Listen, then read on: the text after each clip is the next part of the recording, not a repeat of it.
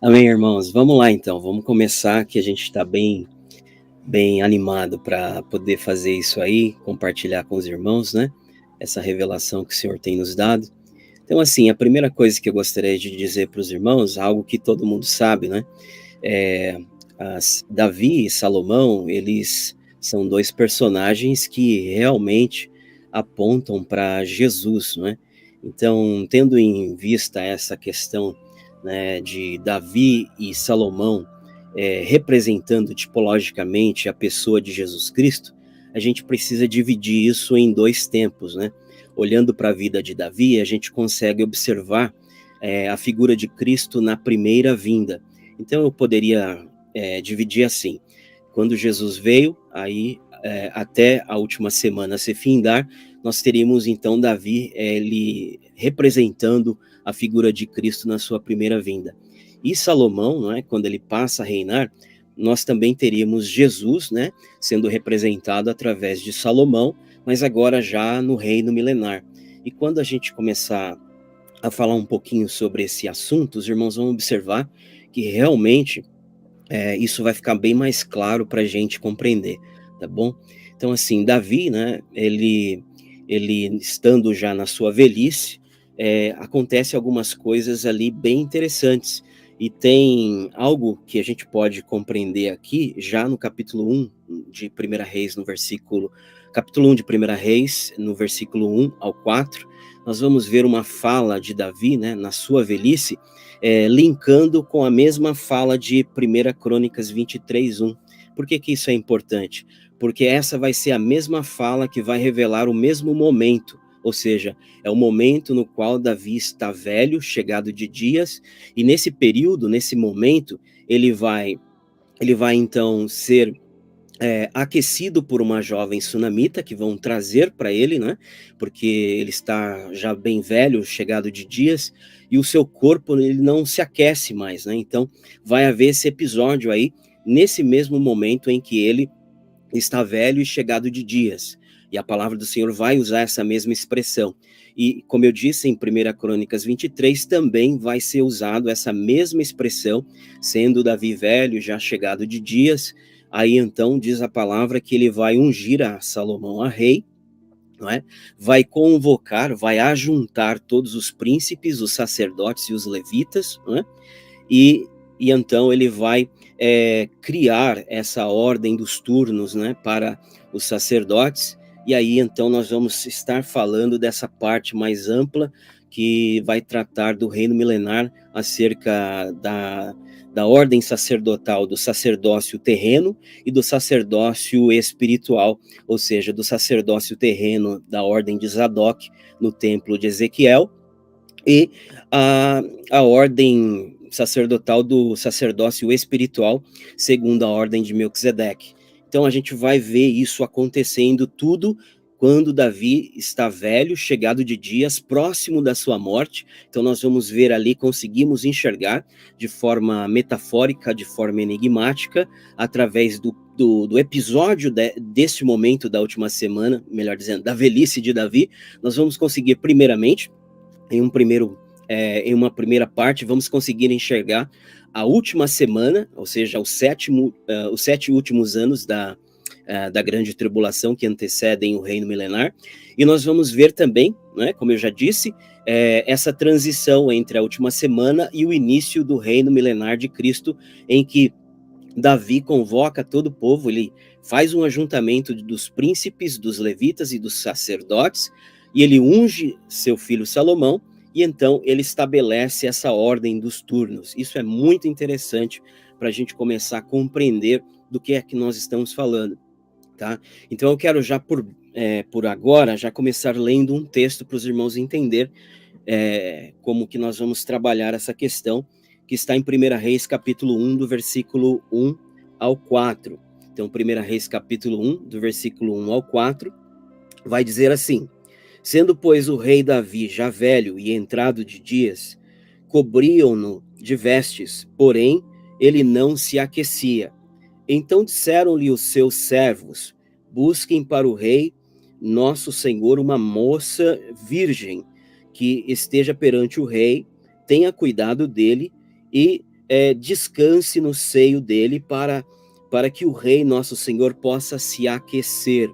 E buscaram por todos os termos de Israel uma moça formosa e acharam a Abisag, a sunamita, e trouxeram ao rei. E era a moça sobremaneira formosa e tinha cuidado do rei e o servia, porém o rei não a conheceu. Então nós vamos ver aqui nesse desfecho do texto de 1 Reis, no capítulo 1, bem como no capítulo 2, nós vamos ver aqui o cenário da última semana de forma enigmática, não é? Nós temos aqui alguns personagens dos quais eu quero colocar aqui para os irmãos. Então nós vamos ter Davi na sua velhice, apontando para Jesus, não é? Desde o início em que ele veio ao mundo até a última semana, tá? E daí nós vamos ter um outro personagem chamado Sunamita, esta jovem Sunamita, essa virgem Sunamita, que aparece, né, na velhice de Davi para aquecer o corpo de Davi. Bom, se a gente tem Davi como Jesus, né, nessa tipologia, logo o corpo de Davi representa a igreja. Então veja que o texto está dizendo que a jovem Sunamita, que era formosa, que era virgem, ela vai ser chamada, não é, pelos servos de Davi para quê? Para estar diante da presença de Davi, ou seja, né, nós estamos falando de uma jovem que vai apontar para uma igreja remanescente do tempo do fim, uma igreja que vai estar mantendo, vamos dizer assim, o corpo de Davi aceso, a fé, a chama, né, do corpo de Davi acesa, ou seja, se o corpo de Davi aponta para a igreja, então esta jovem sunamita vai estar diante da presença do rei Davi, né, para aquecer o corpo de Davi, estando ela deitada com sua cabeça no seio de Davi. E isso é interessante porque a gente vai linkar isso com João capítulo 1, quando João ele fala que Jesus, o unigênito do Pai, ele reclinava a sua cabeça no seio do Pai, falando de intimidade, falando assim de estar mais próximo, né? Aquele que era íntimo do Pai. E não por acaso João também aprendeu isso. E ele também, o discípulo amado, ele reclinava a sua cabeça no peito de Jesus, não é? E por causa disso ele sabia de coisas que os outros não sabiam. Por exemplo, em João capítulo 13, a gente vai ver esse episódio da última ceia, em que somente João ficou sabendo do que Jesus estava falando quando ele falava acerca do traidor. Então, por quê? Porque ele estava próximo, e quem está próximo, reclinado no seio de Jesus, vai ouvir segredos, vai ouvir coisas que os outros não vão ouvir. Então essa jovem sunamita, ela aponta para a igreja do tempo do fim, que vai estar despertada, é um remanescente fiel que não está dormindo e que vai ser convocado pelo Senhor no tempo do fim, na última semana, para estar diante da presença do Senhor, para servi-lo, né, para cuidar dele e para aquecer o corpo, para manter essa chama, né, do evangelho acesa, ou seja, manter a menorá, né, acesa. Isso é muito interessante. Então, depois a gente vai aprofundar um pouco mais acerca disso. Só que nesse momento aí, nesse episódio, a gente vai ver outros personagens. Só vou dar uma palhinha aqui para os irmãos entenderem. Por que de fato esse episódio aponta para a última semana? Porque daí então, do versículo 5 em diante, a gente vai ver um personagem chamado Adonias, que é um dos filhos de de Davi, e esse personagem ele vai personificar o anticristo. Por quê? Ele vai se aproveitar da velhice de seu pai Davi para usurpar o trono, né? E aí então a gente vai ver claramente esse personagem tipificando o anticristo. Depois a gente vai ver um outro personagem que é Betseba, a esposa de Davi. E como nós estamos falando de Davi como representando Jesus, né, desde o momento em que ele se encarnou, quando ele veio na primeira vinda até a última semana, e aí então Betseba vai fazer um papel aqui, né, a princípio de uma esposa de Cristo envelhecida, uma esposa de Cristo envelhecida que aponta para essa igreja que está aí. E o detalhe é que a palavra do Senhor vai dizer aqui no capítulo 2 de 1 Reis, no verso 3, que então vai chegar um momento que Adonias vai se aproximar de Betseba e vai pedir a jovem sunamita por sua esposa. E aí então ele vai se aproximar de Betseba, e aí a Betseba vai chegar para ele e vai dizer assim: é de paz a sua vinda? E ele vai dizer: é de paz. Então, falando de uma forma enigmática, trazendo isso para para a última semana, a gente vai perceber que Betseba, representando a igreja, vamos dizer assim, a igreja envelhecida, a igreja que vai se parecer mais com as virgens loucas, vamos dizer assim, essas vão fazer paz com Adonias, não é? Então vai haver ali um acordo de paz. E de fato ela vai levar esse assunto para Salomão. Então Betseba é aquela que luta para que Salomão venha reinar, ou seja, ela luta para que Jesus venha reinar. Betseba, ela faz de tudo para isso acontecer. Essa igreja que está aí, ela está lutando para que Jesus realmente venha reinar. Só que, por outro lado, ela também vai fazer aliança de paz com o anticristo, assim como Betseba fez aliança de paz com Adonias, de modo que o próprio filho dela, Salomão, vai ficar furioso com a sua mãe devido a esse tipo de aliança que ela faz com Adonias. Depois a gente vai ver alguns outros personagens, né? O outro personagem que a gente vai ver dentro dessa história, né, a gente vai ver Zadok e Abiatar, amém? Então, a figura de Abiatar aqui é aquele que faz aliança com Adonias, ele vai junto com Adonias para que Adonias possa ser ungido a rei, e de fato Adonias ele é ungido a rei por um breve momento, assim como o anticristo ele vai assumir o reinado por um breve momento, ainda que de forma usurpando o reino, né? E aí Abiatar é aquele que vai segui-lo, né? Só que o interessante é que esse personagem Abiatar, ele vai apontar para a linhagem sacerdotal rebaixada. Por quê?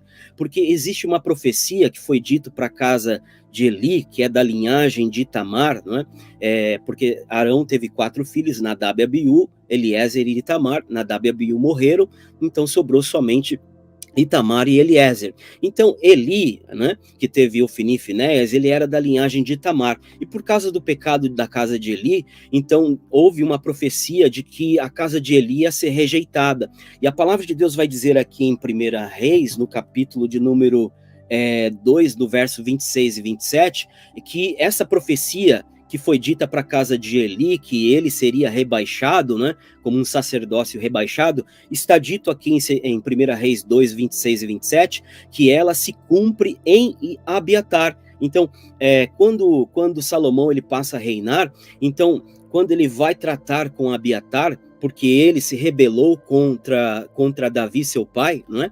Fazendo aliança com Adonias, que aponta para o anticristo, de fato isso parece que vai acontecer mesmo na última semana. Uma linhagem sacerdotal da ordem de Itamar, mais precisamente, né, da casa de Eli, né, vamos dizer assim, na última semana vai fazer aliança com o anticristo, ou seja, uma linhagem apóstata, uma parte, né, desse povo, vai fazer aliança com o anticristo, representando aqui essa figura de Abiatar. E por causa disso, então, quando Salomão, o verdadeiro Salomão, Jesus Cristo, estiver reinando, ele vai, então, tratar com Abiatar, com essa linhagem de Abiatar, e vai, então, mais uma vez, né, fazer cumprir esta palavra que foi dita para a casa de Eli, né, e que eles seriam sacerdotes rebaixados, né? Então, de fato, realmente, Abiatar, ele se aplica nessa questão de sacerdócio rebaixado, e nós, que já aprendemos muito bem com o irmão Luiz, né, trazendo esses estudos sobre o templo de Ezequiel, a gente já sabe claramente que vai existir um sacerdócio rebaixado no reino milenar, e Abiatar se aplica claramente para isso aqui. Só que também vai haver um sacerdócio reconhecido, né? Um sacerdócio terreno no templo de Ezequiel, e isso se aplica para a linhagem de Zadok. Então, nos dias de Davi, havia a linhagem de Tamar e a linhagem de Eliezer. E da linhagem de Itamar, Abiatar, da linhagem de Eliezer, amém? Zadok. Então, Zadok, concordando exatamente com Ezequiel do 40 ao 48, que fala que realmente o sacerdócio, né, o príncipe vai ser da linhagem de Zadok, assim também nesse episódio aqui, né, da última semana de Davi, Zadok, ele aparece aqui como aquele que Salomão vai honrar como sacerdócio no lugar de Abiatar. Por que no lugar de Abiatar? Porque veja, irmãos, que existiam 2 filhos de Arão, Itamar e Eliezer, mas eles não podiam estar exercendo a liderança do sacerdócio juntos, né? Tinha que ser escolhido um. Então, por um grande período, a linhagem de Itamar esteve à frente do sacerdócio, ainda que havia a linhagem de Eliezer. Então, até os dias de Salomão, a linhagem de Itamar, né, ou seja, casa de Eli, Abiatar, estava na liderança. Mas agora, com Salomão, isso vai se inverter. Então, a linhagem de Eliezer vai voltar a estar à frente. Tá? Os irmãos estão me entendendo? Então, agora, Zadok, representando a linhagem de Eliezer, vai assumir esse sacerdócio terreno no reino milenar. E o detalhe que eu quero terminar essa primeira fala aqui, para falar aos irmãos, é que isso tudo vai acontecer na velhice de Davi, quando ele então convocar todos os príncipes, os chefes, os cabeças, os levitas e os sacerdotes. Aí eu quero só ler mais um versículo que está em 1 Crônicas, no capítulo 23, no versículo 1, que diz assim: sendo, pois, o rei Davi já velho e chegado em dias, fez a Salomão, seu filho, rei de Israel, e ajuntou todos os príncipes de Israel, como também os sacerdotes e levitas, e então passou a instruí-los acerca da troca de turnos que ele estaria estabelecendo no reino de seu filho Salomão. Então veja, irmãos, que sendo Davi já velho e chegado de dias, ele convoca todos os príncipes de Israel, bem como os levitas e sacerdotes, amém, irmãos? E então ele unge seu filho Salomão a rei. Então, quando é que vai haver essa reunião de todos os príncipes de Israel, de todos os levitas e sacerdotes? Quando é que vai haver essa reunião que o Senhor, Davi, representando Jesus, quando é que ele vai reunir todo esse povo de Israel? Não é? Quando é que isso vai acontecer? Quando o rei, não é, Jesus assumir o reinado, assim como ele está ungindo Salomão a rei. Então, quando Jesus assumir o reinado, ele vai reunir este povo. Isso tem que ser no toque da 7ª trombeta, porque é no toque da 7ª trombeta que o rei Jesus vai assumir o reinado. Então, quando a palavra de Deus está dizendo aqui que, sendo Davi já velho, chegado de dias, ele chama todo esse povo para se reunir, para que ele possa ungir seu filho a rei, não é?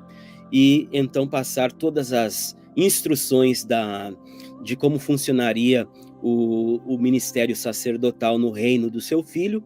Isso tudo acontece neste tempo, né, em que nós estamos querendo trazer para os irmãos aqui da última semana de Davi. Amém, irmãos? Então depois a gente vai falar com mais precisão, né, com mais riqueza de detalhes, como será essa troca de turnos, né? Como vai funcionar isso no reino milenar, haja vista que Davi, né, realmente ele estabeleceu isso não só para um sacerdócio terreno. Essa é o grande acréscimo que nós vamos trazer aqui com mais detalhes depois, dizendo para os irmãos que realmente Davi, ele não trouxe essa ordem, essa troca de turnos, né, do sacerdócio do seu filho Salomão, apenas para apontar para o sacerdócio terreno que vai haver no reino milenar, mas principalmente, irmãos, para o sacerdócio eterno da ordem de Melquisedeque. Amém?